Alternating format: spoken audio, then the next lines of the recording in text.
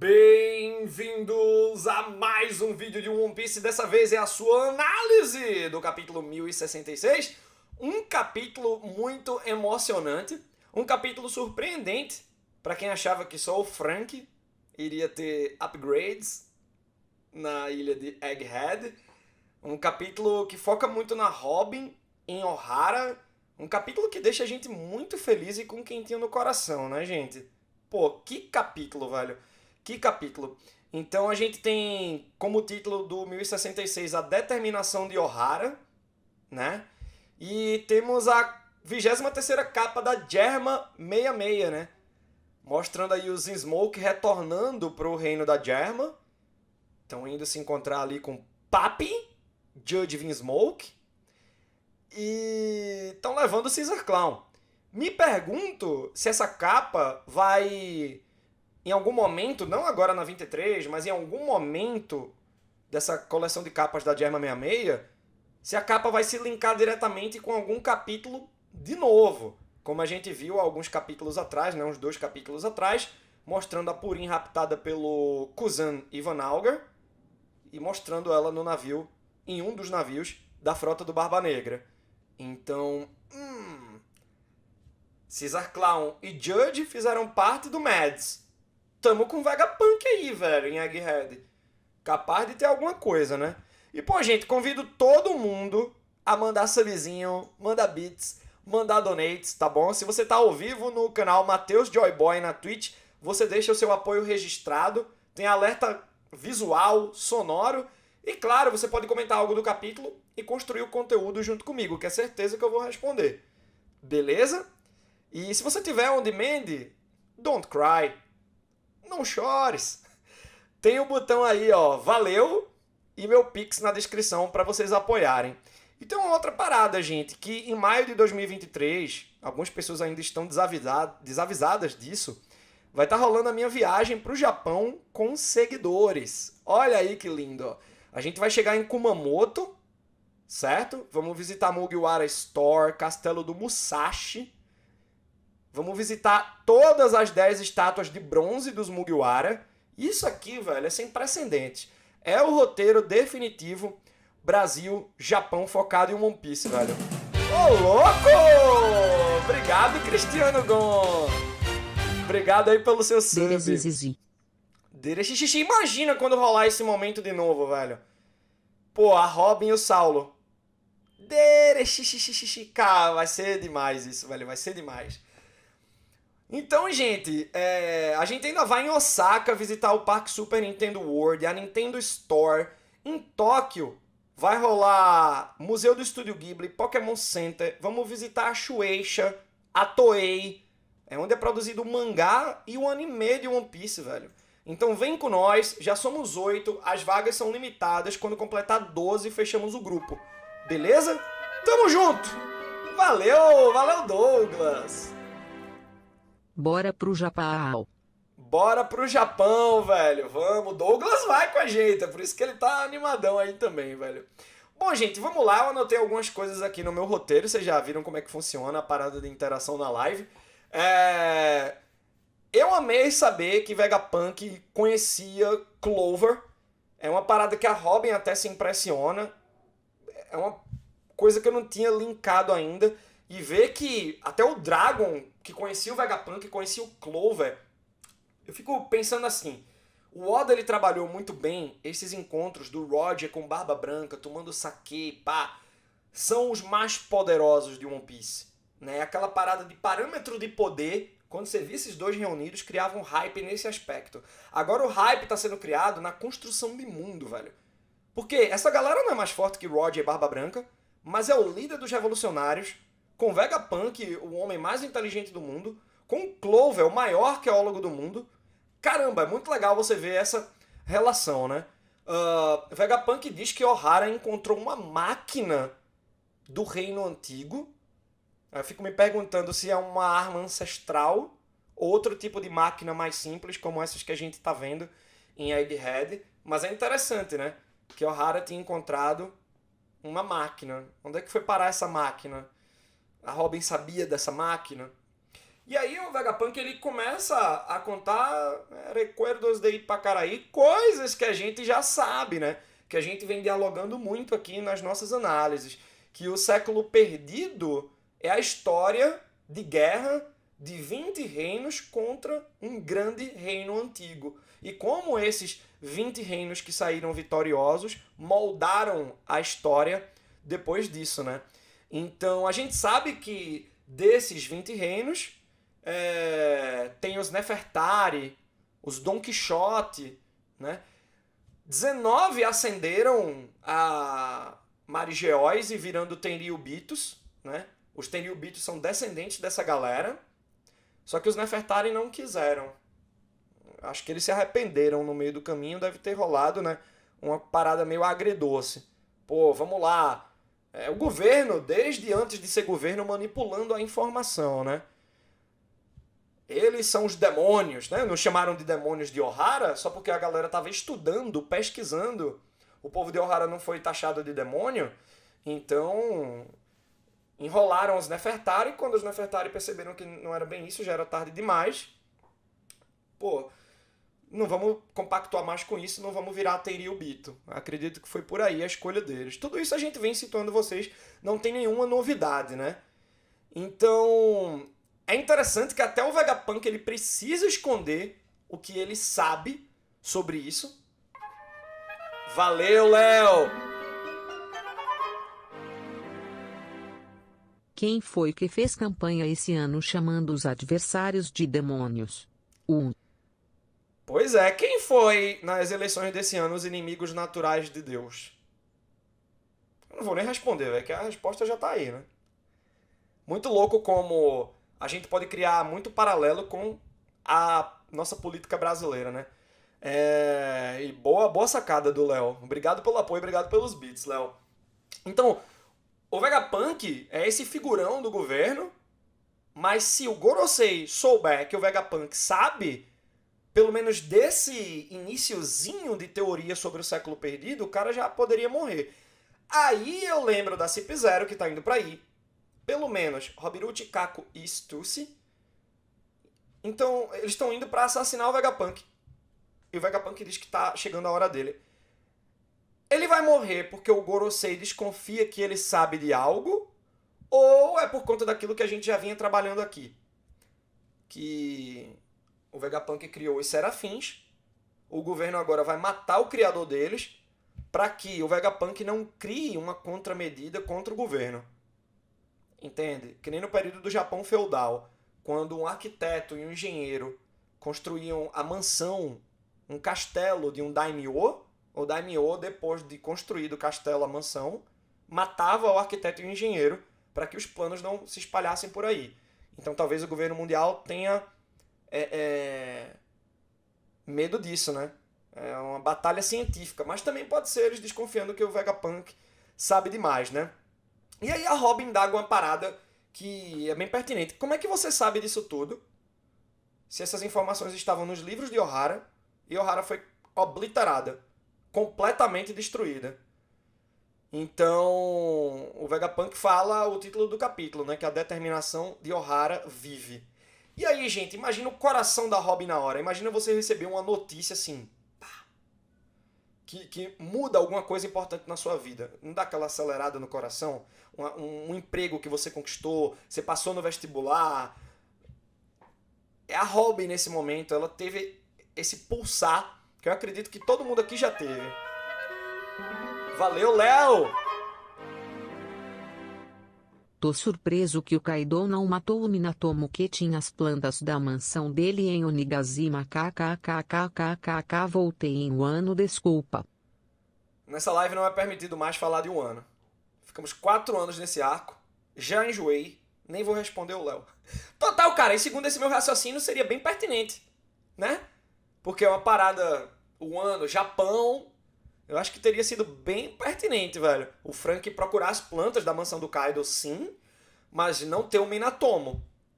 Ou ter por vias de curiosidade, né? Interessante isso aí, velho. Então, gente, a determinação de Ohara vive. O Vegapunk, ele foi até a Ilha Destruída alguns meses depois que ela foi destruída, né? E ele começa a contextualizar o Clover pra Robin. Um lado do Clover que nem a Robin sabia, acredito, e nem a gente sabia, né? Que o Clover era um aventureiro. Pô, gente, foi uma coincidência muito legal. Eu tô lendo agora Contos Inacabados, de Senhor dos Anéis. E eu tô lendo... Tem uma breve descrição de Númenor. E eu tô lendo agora a parte de Aldarion e Erendis, a esposa do marinheiro. O Aldarion era um aventureiro, pô. Ele queria estar navegando entre Númenor e a Terra-média. Em várias discussões, pá. Aí, pô, que legal, velho. Eu senti um pouco dessa vibe quando o Vegapunk contextualiza do Clover aventureiro. Valeu, telhadinho! O Vegapunk, ao separar sua mente em 6 partes, criou o Edison. Se o Oda buscou inspiração na vida real, e sabendo que o Edison da vida real é reconhecido como um grande plagiador, será que não poderíamos ter uma revolta das máquinas por parte do Edison sobre todos os outros Vegapunks? É muito específico, cara. Mas eu acho que de repente alguma inteligência artificial dessa pode se rebelar, né? A York, por exemplo, se rebela, vai cagar a ilha toda, né? A função dela é dormir, comer e cagar, né? Pensei isso agora, com a pergunta do telhado. Mas será que a CP0 pode usar alguns dos robôs Vegapunk para atingir um fim em Egghead, né? Mas então, gente, Clover aventureiro, ele tinha essa parada de ser um aventureiro porque queria decifrar o século perdido. Mas é muito legal quando você estuda história, você tem um caráter investigativo, né? Às vezes você está estudando história do ensino médio mesmo, que é a mais básica, né? Uma pergunta leva a outra, você começa a expandir seu repertório, tem informações, caramba, quero pesquisar mais sobre isso, e você vai lendo outros livros, é muito massa, velho. Então eu gostei muito de perceber a vontade do Eu Clover. sou o Vegapunk, seja um Vegapunk você também. O Sop pensou que ele mesmo era um Vegapunk, né? Valeu, Alexandre Alpha One, velho. E eu adorei também a informação de que o Clover foi capturado e preso 10 vezes pela Marinha. Ô, louco, é quase um Kaido da sua época. Se bem que era a época do Kaido também, né? Porque o Kaido ele foi preso pela Marinha uma quantidade de vezes aí, né? Bem mais do que o Clover. Mas é legal. Gente, imagina. Era isso que eu queria ver em One Piece. Imagina um filme sobre o Clover. Imagina uma novel. Eu nem gosto de falar o termo novel. Um livro sobre o Clover. Um mangá spin-off desenhado por um grande mangaka sobre o Clover. Carai, velho. Tem muita riqueza aí, essas 10 vezes que ele foi capturado, o tipo de viagem que ele fez, que lugares ele visitou, as anotações, o bando dele sendo formado por grandes arqueólogos. Carai, velho. Muito bom. O Acalanto aí, já tem Matheus Black Clover. Não! Então, o Vegapunk ele vai falando que o Lago Central de Ohara estava cheio de livros. E isso vocês podem conferir nos capítulos 395, 396 e 397. Que bela ponte o Oda faz. Que ponto sem nó. Os livros que ali restaram foram usados agora. Quantos capítulos depois, gente? Gente, 700 capítulos depois, praticamente. O Oda faz esse ponto sem nó aí dos livros de Ohara. Ohara passou por uma Booster Call. A Booster Call dá uma terraplanada no lugar, né? É um pouco viagem. Não, se você lembra da Booster Call em tempo real para os Mugiwara em Enies Lobby. Porque ficou em pé um monte de construção lá, né? Então, eu tô de boa com essa história dos livros terem ficado praticamente intactos, né? Ali. Valeu, John João Johnny! Que personagens maravilhosos e fundamentais o Clover e o Norland. Ô, cara, eu quero ver mais coisa do Norland ainda, viu? Falar nele. Bem lembrado do Norland. E aí, gente, tem uma frase que me pegou muito nesse capítulo, que me bateu muito e me dá muito orgulho do caminho que eu tomei, né? Principalmente a partir de 2018, nessa profissão de criador de conteúdo. Tudo aquilo que eu venho falando pra vocês sobre ter responsabilidade, que a gente influencia pessoas e a gente tem que influenciar pro bem, né? Então vem a Olvia falando pra Robin que a história é o tesouro para toda a humanidade. Toda a humanidade. O One Piece da humanidade é a história, né? Ela vai iluminar o caminho para o seu futuro. Não podemos desistir. E aí a gente vê, por exemplo, que nesse governo Bolsonaro agora, a gente teve os caras querendo mudar o que foi o período da ditadura para revolução. Nossa, eu lembro que teve uma vez que isso foi comemorado no Twitter por uns bolsominion, que eu fiquei puto da cara. E aí fiz um Twitter, né? Dizendo o quão absurdo é isso, de você chamar esse período de revolução. Aí fiquei puto com o criador de conteúdo isento. Foi até ameaçado de agressão, velho, por uma galera dessa. É muito louco, velho, as porradas que você vai levando. Até dublador disse que se você coloca política é coisa de babaca, né? Então, um capítulo como esse, o Oda tá do meu lado, velho. É do caralho você perceber que o Oda tá do meu lado. Ele tá se comunicando pelo próprio One Piece, pô. Então, quem entende One Piece, é natural seguir um caminho como esse que eu segui.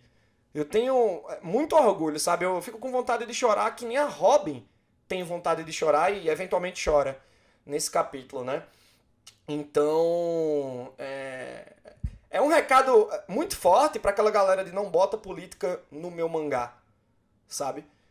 E aí a Robin vai lembrando da mãe, ela já vai desabando ali, né? Porque ela perdeu a mãe naquele dia. Os livros encontrados pelo Vegapunk iriam para Punk Hazard. Na época funcionava, né? Foi antes da batalha do Aokiji e Akainu. Mas o Vegapunk deixou outras pessoas levarem os livros pra outro lugar. Pô, que da hora, velho. Foi pra onde, então? E o Vegapunk também não poderia levar pra Punk Hazard, afinal, né? Se o governo descobrisse que tava ali, ele poderia ser morto. E ele tinha coisas que ele queria descobrir e fazer ainda com o capital do governo mundial, como ele mesmo conta pro Dragon, né? E aí é que a gente tem um momento flashback do Vegapunk. A gente vê, pessoal, Hayrodin, Gerd e Goldberg tirando os livros do lago. São 3 dos 5 piratas gigantes. E a gente sabe que essa frota tá ao lado do Ruffy hoje, pô. É daquela grande frota dos Mugiwara, pô. Hayrodin é o capitão. O Wara tinha conhecimento da tecnologia do Reino Antigo, claro que eles tinham livros à prova d'água capa. Sobre isso da história, você vê isso refletido hoje em dia com gente fazendo revisionismo histórico enviesado sem ter nada respaldando essa bosta. E os professores de história e historiadores são desvalorizados, ignoram a história, ignoram todos os sinais que a história nos dá. A história se repete primeiro como tragédia, depois como farsa. E é por isso que a gente tem que comemorar muito essa vitória, velho. Muito. E eu sei que não deve ter sido determinante, mas eu tive um papel de construção política com o meu público ao longo desses 4, 5 anos, porque a gente fala muito sobre política, a gente fala muito sobre história, e a gente tem uma comunidade que debate o One Piece em toda a sua riqueza de material que o Oda nos traz.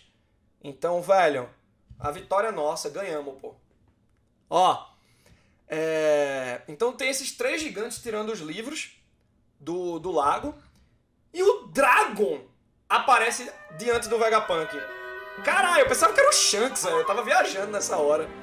Valeu, Pato Matheus, Silveira. eu tô fazendo faculdade de História e sou fascinado por arqueologia. Esses momentos de One Piece sempre me tocam bastante. Olha que maravilha, você é o Robin brasileiro, pô. Olha aí que legal. É muito massa, pô, porque não é só uma identificação. É claro que é mais forte no caso do Paf, que é professor de história. Mas sabe, a gente que tá fazendo esse tipo de trabalho, tanta gente que viu os absurdos aí, né? E um capítulo como esse preenche muito o coração, pô. É um capítulo muito forte. E tem gente que não tem nem noção do poder que esse capítulo tem. Tá ligado? Mas bom, gente, o Dragon aparece ao lado do Vegapunk com 33 anos. É louco pensar que eu vou fazer 35 agora em janeiro e vou ficar mais velho do que o Dragon nesse flashback. Isso quer dizer que ele tem 55 anos hoje, eu não lembrava dele ter essa idade. Bom, é interessante você ver um símbolo na perna do Dragon, né? Ele tá com um pano amarrado na perna com o símbolo que é a tatu que ele tem na cara hoje. E se ele tava aí pré-exército revolucionário e se auto-intitulava um guerreiro da liberdade, e ele já tinha esse símbolo, ele tatuou o símbolo da liberdade na cara dele. Eu acho que esse é o símbolo da liberdade. De repente, esse aí é o ideograma que está nos poneglyphs que você lê como liberdade, né? Será? Agora é liberdade de verdade. Tá, gente? Não é aquela liberdade de você ter direito de ser preconceituoso, não, que nem o Bicicletinha é. É a liberdade contra a opressão.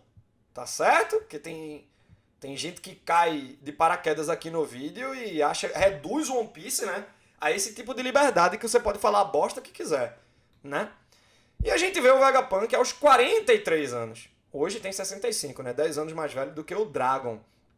E ele todo cabeçudão. O Dragon, velho, faz um bullying com ele. Ô, cabeça de mamãe chorou. Dá pra te ver de longe. Tá ligado? Coitado do Vegapunk, velho. E aí, gente, quando eu me deparei com o Vegapunk cabeção, eu não tinha notado no primeiro momento, mas vocês me alertaram no chat da leitura dublada, de que, pô, na capa do Enel, vocês se lembram da história de capas do Enel? Essa é pra quem acompanha o mangá, não tem isso no anime. Tem uns piratas espaciais que lutam com o Enel, e eles têm, tipo, uns relógios de pressão pelo corpo, eles parecem autômatos. E o símbolo, a Jolly Roger desses piratas espaciais, é uma caveira com ossos cruzados e a caveira tem um cabeção igual ao do Vegapunk, caralho. Então, são invenções do Vegapunk que foram explorar as luas de One Piece, de repente? Com a tecnologia que o Vegapunk tem, eu não duvido de mais nada nessa obra, velho. Então, tô achando muito que são invenções do Vegapunk. Eu também achei muito legal os gigantes darem valor aos livros, porque é uma raça guerreira, bárbara, mas eles têm a sua parte culta, né? O próprio Saulo falava isso. Nem todo gigante é um bárbaro. Valeu, Diogo. Oi. Oi. Obrigado, meu velho. E aí o Dragon ele fica decepcionado, né, com o caminho do Vegapunk. O Vegapunk foi pra onde tinha mais capital. Ele diz, né? Pô, e existem pessoas decentes no governo mundial, especialmente na Marinha. Nessa época, Vegapunk, você poderia pensar assim, na Marinha, né? Mas o governo, gente, quem é que se salva no governo? Não tô falando Marinha, tô falando governo. Pô, em Gorosei, tem Ryubito, agentes do governo, CP0, CP9, CP... Você pega, Matheus, tem o Don Quixote Miosgard, que é um parente do Doflamingo, que até protegeu a princesa sereia lá do São Carlos durante a Reverie. Tá, mas ele é o único que a gente lembra e que tem uma transformação depois de ter conversado com a Otohime. No flashback lá da Otohime e do Fischer Tiger durante o arco da Ilha dos Homens Peixe. Mas governo realmente é uma parada assim que não dá, velho. Não dá. Então é muito triste, né? O caminho que o Vegapunk toma. Mas, por um lado, olha só, né, que o Vegapunk ele deu vazão aos estudos de Ohara e teve o capital do governo. Então ele usou o poder pro bem. Como disse Ragnar Lothbrok na série Vikings, é sempre bom viajar com esperança, mas é ainda melhor viajar com conhecimento. É isso aí, Léo. Aí imagina esse papinho de pessoas decentes no governo mundial, especialmente na Marinha, pro Dragon, né? E o Vegapunk ainda fala, não perca o objetivo final de vista, Dragon. O Dragon é que nem eu, gente. Eu me identifico mais com o Dragon, ele é poucas ideias. Ele teve uma dor, junto dessa dor veio a raiva, e a raiva ele tá transformando em luta. Que eu acho que é uma luta válida, sabe? O Vegapunk até diz, né? Pô, eu achei que você não gostava de guerra. E aí, essa frase, ela é muito importante pra gente tentar entender o contexto do Dragon. Porque muita gente acha que ele foi da marinha, né? Se apaixonou pela suposta mãe do Ruffy, que morreu, e aí ele se revoltou. Não dá pra cravar, mas essa frase do Vegapunk, pô, eu imagino o Dragon, um cara totalmente da paz, velho. Padre Dragon, irmão Dragon da igreja, tá ligado? E, e agora, se bem que igreja não é sinônimo, né, pra você ser uma boa pessoa necessariamente, né? Mas é um outro lado, uma outra camada, né, do Dragon. E aí ele cria o Exército Evolucionário com Ivankov e Kuma, né? Pô, teve essa cofundação aí. Eu achei muito interessante que o Kuma deixou de ser rei de Sorbet, ou continuou sendo até, pra ser revolucionário. Eu quero muito ver um flashback mais... encaixar melhor as partes do passado do Kuma, pra entender. Novamente jogo aqui que acredito que ele seja da raça do Barba Negra, do povo que dorme pouco, tá? No filme Red tem até um cogumelo, né? Que faz você não dormir. Mas ele traz consequências, então essa parada de não dormir deve ser algo natural dessa raça. E aí é que eu fiquei pensando, né? Pô, Nefertari Cobra deveria aprender, né? Se os Nefertari decidiram não virar Tenryubito, poderia ter tido essa carga revolucionária no Cobra e o Cobra também ter sido revolucionário, né? Mas eu acho que quem vai ser agora vai ser a Nefertari Vivi, a filha dele. Agora que ele morreu, né? E acredito que ela pode estar com o Sabo. Porque, pô, onde é que tá a Vivi? O Sabo com certeza escapou daquela explosão de Lulúzio. Mas pelo menos a gente sabe de algo do Sabo, né?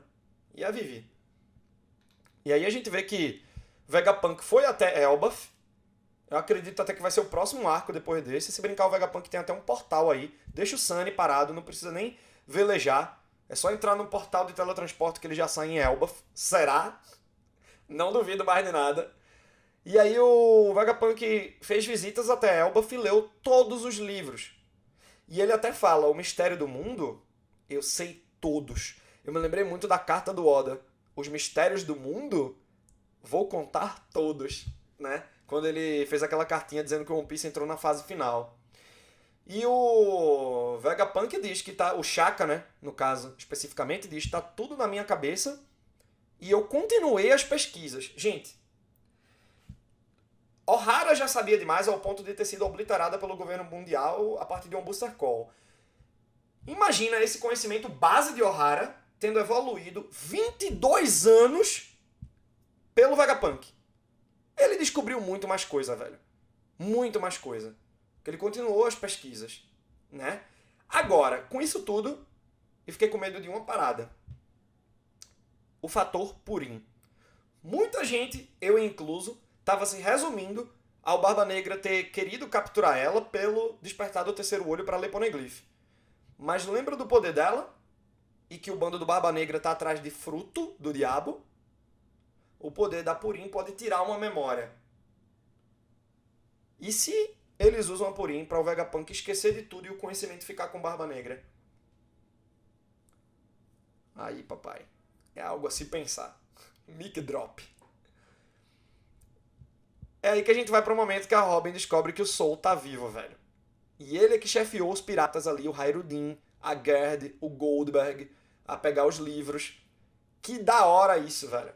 E será que o Saulo, da banda Eva, será que o Saulo é o tal homem com cicatriz de fogo que o Kid quer encontrar? Porque, tipo, ele tava todo envolto em bandagens quando o Vegapunk dialoga com ele. E aparentemente ele foi queimado depois de ser congelado pelo Aokiji. Então ele foi congelado, foi pegando fogo, bicho! E o fogo, além de libertar ele do gelo, né, salvando a vida dele, também queimou. Então, ele pode estar com queimadura e o Kid está indo para Elbaf e tudo pode se conectar. Barba Negra com LOL, Kid em Elbaf que se conecta aí com Vegapunk. Tá ligado? Ilha Hatinosu. Muita coisa, gente. E aí o Vegapunk no final, isso pra mim foi uma das partes que mais me deixou curioso pro próximo capítulo. Pra mim foi um baita gancho. Que o Vegapunk diz que vai mostrar uma coisa pros Mugiwara. O que é que ele vai mostrar pro Sanji, pro Frank, pra Robin, pra Nami e pro Sop? Lembrando que ele tem 22 anos aí de evolução nas pesquisas do povo de Ohara. E caramba, gente, como é que a gente não pensou num capítulo feito esse quando a gente observou aqui no nosso canal que tinha muito cientista andando pra lá e pra cá com a palavra história no jaleco? E eu até comentei, pô, que legal que o Vegapunk não é um cara só prático, ele não faz engenhocas, não é tipo matemática, física, química. Ele dá valor à história também. Pô, eu comentei isso aqui, velho. E aí tá, aí ó, pra onde foi, né? E olha no que deu. No final do capítulo é basicamente o Vegapunk velhinho aparecendo. Eu adorei o visual dele. Infelizmente não é uma mulher cientista novinha. Pra mim faria sentido e eu falei os meus porquês. Mas eu adorei o visual Einstein do Vegapunk. O Vegapunk, quando aparece para o Luffy, comenta que o espaço-tempo deve ter se dobrado durante o teletransporte. Já apareceram as duas frutas, a do tempo, Toki, e a do espaço, Van Alger, e sabemos que dessas duas frutas a única que poderia estar em circulação é a da Toki. Será que o Vegapunk teve contato em algum momento ou com a própria Toki ou com o novo usuário da fruta, ou ainda a fruta está em sua posse, não necessariamente ele ter comido ela? Clonado o poder, né, telhadinho? Eu acho, cara, que pode ter uma parada de teletransporte pra Elbaf. E esse teu comentário pode ser usado como parâmetro também, velho. Pô, vai juntar tudo e vai ter uma coisa muito grande que vai acontecer em Elbaf. Mas também não acho que é nível Big Man e Kaido, tá, gente? O que a gente for ver nesse aspecto agora é Barba Negra e Governo Mundial, velho. Win, né? Mas bom, eu amei o visual Einstein do Vegapunk. Ele tem uma maçãzinha, né, na cabeça, é um tampão na cabeça dele, né? Que é o tampão de uma maçã. É muito Newton isso, né? E aí fico me perguntando se ele tirou extratos de sua cabeça para fazer os robôs de 01 a 06. E é interessante, né? Porque eu acredito que foi na ordem sequencial. Então ele fez um Vegapunk que é só justiça e bondade, que é o Shaka. Depois ele separou a maldade, né? Ele já separou esses dois sentimentos, Shaka e Lilith. Aí ele fez a parada prática da coisa, que é Edson e Pitágoras. E aí ele tirou a raiva dele em Atlas e também as funções, né, fisiológicas na York. Mas ele tem todas dentro dele, Ainda tá? bem que é um tampão de uma maçã, e não a tampa do meu dedão. Completamente aleatório, desculpa. Não, tá desculpado. Ban no Léo! Não no meu filho. Nesse Léo. Pô, velho, o Vegapunk, gente, esse velhinho que aparece diante do Ruffy, eu acredito que ele reúne todas as características que estão no Shaka, Lilith, Edson, Pitágoras, Atlas e York, tá? Ele reúne nele. Mas aí ele separou para poder otimizar, né, a função de cada robô desse. E, gente, vamos aí aos áudios que a galera me manda. É uma recompensa muito pra galera do YouTube, que curte o conteúdo mais pelo YouTube, que não consegue vir pras lives. É uma recompensa de R$30 mensais no Apoia-se, que você pode soltar sua voz aqui. O primeiro que me mandou hoje foi o Luiz Olinto. One Piece 1066. Nós temos aqui um capítulo emocionante. Eu achei muito emocionante cada quadrinho da Robin, o legado de Ohara, o Vegapunk falando que a história é um presente para as gerações futuras, né? Um legado para a humanidade. Eu adorei essa frase. A gente tem a explicação de como o Dragon e o Vegapunk se conhecem, não exatamente, né? A gente vê o Vegapunk original, que lá no fim do mangá a gente vê que ainda existe, então nós temos o Vegapunk de zero, digamos assim. E a gente vê meio que um elo, uma ligação entre eles, que era o professor Clover, da Robin, que ele era um proto-revolucionário. Ele instigava, pesquisava os mistérios, e isso pode ter sido algo que instigou o próprio Vegapunk e o próprio Dragon a criar depois o SSG para pesquisar esses segredos que tinham nos livros. E o Dragon, o Exército Revolucionário, eu adorei ver como que o Vegapunk, ele claramente, pelo menos essa parte que é o Shaka e o Vegapunk original, eles entendem que o conhecimento é o maior tesouro, né? A gente vê aquele quadrinho dos livros sendo resgatado pelos gigantes e, nossa, é um capítulo que me emociona muito. Cada quadrinho da Robin, de novo, eu quis chorar. E o Vegapunk com aquele cabeção, eu tava com muita agonia, ainda bem que tá sem o cabeção aqui atualmente, porque eu tava pensando que ele ia cair a cada quadro. Total, velho. Se ele se inclina um pouquinho assim a cabeça, ai, ele cai, fica só o corpinho balançando, tá ligado? Realmente, esse capítulo foi muito bom, velho. Ele é uma espécie de retcon de Ohara, né? Uma retcon positiva, tá bom? E também um emendo de um ponto. Porque eu falei pra vocês no meio do review que mostra os estudiosos de Ohara salvando os livros, jogando nesse lago, né? O fator retcon é mostrar que o Saulo tá vivo. E, pô, se depois de congelado, Ruffy, Robin ficaram vivos depois de lutar contra o Aokiji lá em Long Ring Long Land, antes de Enies Lobby, Water 7, pá. Então, de boa, o Saulo tá vivo. Só seria problemático se a Olvia ou Clover estivessem vivos, né? Bora aí ao áudio do Douglas agora. One Piece 1066, Ohara ainda vive. Meu Deus, que capítulo maravilhoso. Eu adoro o background da Robin, eu adoro demais. E esse capítulo foi daqueles pra fazer chorar. Foi isso, é isso que o Oda queria, era fazer todo mundo chorar. Era isso mesmo que ele queria. E foi foda o passado da Robin. Ver que o Sol ainda tá vivo. O Aokiji não matou ele. Ele foi lá pegar os livros. E o Vegapunk. Ah, meu Deus do céu, o Vegapunk sabia da importância daqueles livros. O Dragon também. Quem conhecia Ohara sabia da importância daqueles livros. E Ohara era o maior, o reino que tinha mais conhecimento no mundo sobre o século perdido, sobre a história do mundo. Ohara é um dos maiores arqueólogos, os maiores pesquisadores e é incrível. É incrível ver isso aí, é incrível ver como a obra reflete a realidade da queima de arquivo de Ohara. A gente consegue traçar um paralelo direto com a falta de incentivar a pesquisa que a gente tem hoje. Então, é muito foda ver isso daí, ver que a determinação de Ohara ainda está viva, que o exército revolucionário só foi criado por causa de Ohara. É foda, é muito foda. Eu não sei nem como traduzir em palavras esse capítulo. Eu achei. Depois do de Enies Lobby, foi um dos capítulos mais incríveis que eu vi em One Piece. Depois do Eu Quero Viver e o flashback da Robin. Eu sou apaixonado por essa história. E eu só queria deixar isso aqui.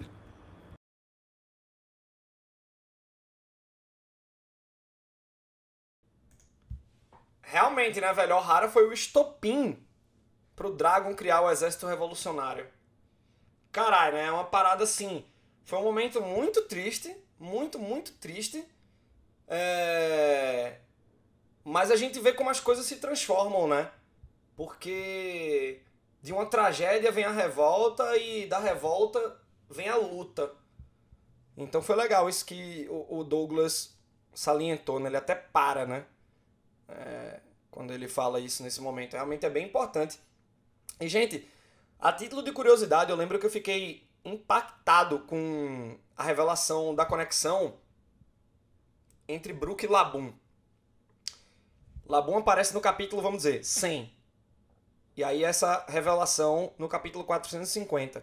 Aí você fica, carai, 350 capítulos depois, o Oda liga um ponto. Gente, essa parada de Ohara aconteceu no capítulo 395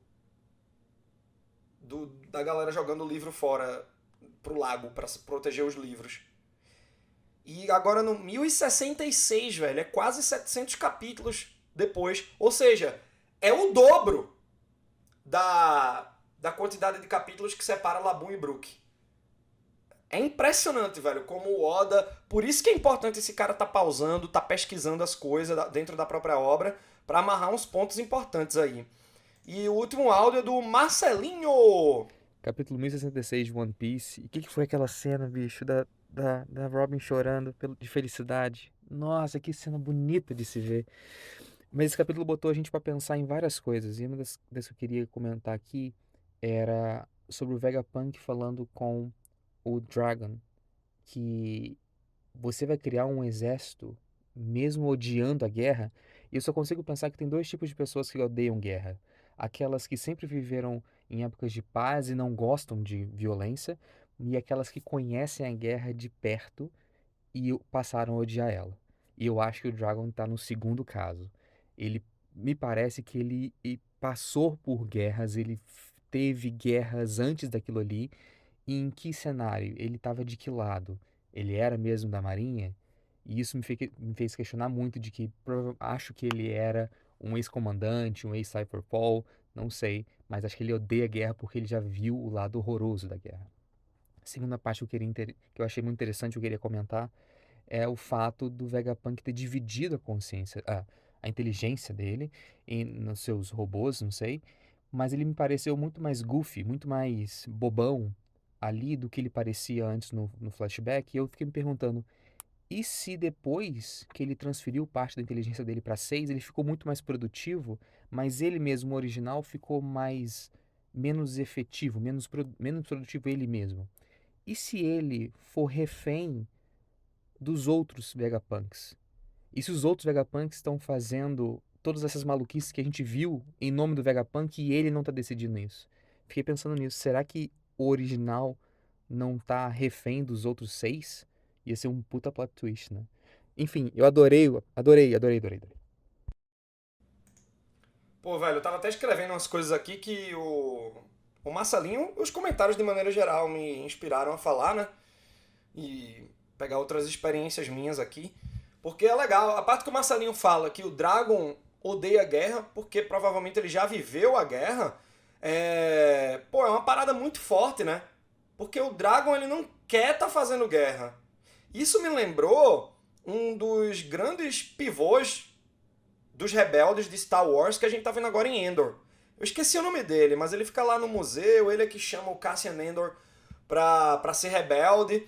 E tem um monólogo dele muito massa no final do episódio 10, que tem um revolucionário que ele é infiltrado no Império. E ele diz, pô, eu posso vazar agora que eu tenho um filho pra criar. E aí esse líder revolucionário, ele diz, você não pode vazar não. A gente tem que continuar na luta, velho, pra proteger o futuro. E aí o cara, mas você... o que é que você tá perdendo nessa? E aí o líder vai e fala, eu divido meus sonhos com fantasmas, velho. Eu tô lutando pelo sol que eu não vou ver raiar um dia. Então é isso que ele tá perdendo. Ele tá dedicando toda a vida dele. E essa frase é muito forte. Eu divido meus sonhos com fantasmas, né? Assistam Endor, gente. Começa bem bosta. Mas evolui muito bem a série. E tem toda uma luta do proletariado contra a opressão e pá, muito massa. E sobre essa parada de revolução, a gente tem que ter em mente que a gente precisa ler muito, que tem muita gente que fala, tem que ver os dois lados da mesma moeda. Velho, só que só chega um lado pra gente, né? E quando eu faço esse comentário de você pesquisar sobre o contexto revolucionário de Cuba, de Venezuela, da Coreia do Norte, da União Soviética na época, é justamente para você ver de verdade o outro lado da moeda. Entender os contextos históricos revolucionários que fizeram Venezuela e Cuba passar pelas transformações que passaram. Sabe? Tudo por conta do imperialismo norte-americano. O cara lá, o gordinho da Coreia do Norte. Porra, enquanto tem adolescente falando não mete política no meu mangá, tava lá o cara da Coreia do Norte com 14 anos defendendo o país dele do imperialismo do Japão. Porque, como é lindo esses mangás e animes que a gente vê, né? Vocês já estudaram sobre o passado imperialista do Japão? Pois é. O quanto eles torturaram coreano, chinês. É uma doçura, viu? A galera. Então, o Japão, ele tem essa parada que eles querem jogar a história dele para debaixo do tapete, quando eles deviam fazer que nem a Alemanha, que tem um museu do Holocausto, para revisitar a própria história e não repetir os erros do passado. Aqui no Brasil a gente devia ter mais memoriais para a ditadura, porque a gente tem, saibam disso, na Estação Pinacoteca tem o Memorial da Resistência, fica perto ali da própria Pinacoteca. Recomendo muito quem for de São Paulo fazer essa visita. tá bom? E é muito importante, gente, a gente tá falando sobre educação, política, história, revolução. Como falar de One Piece e não falar sobre essas coisas, velho? Fica aqui meu mic drop, espero que vocês tenham gostado, até a próxima.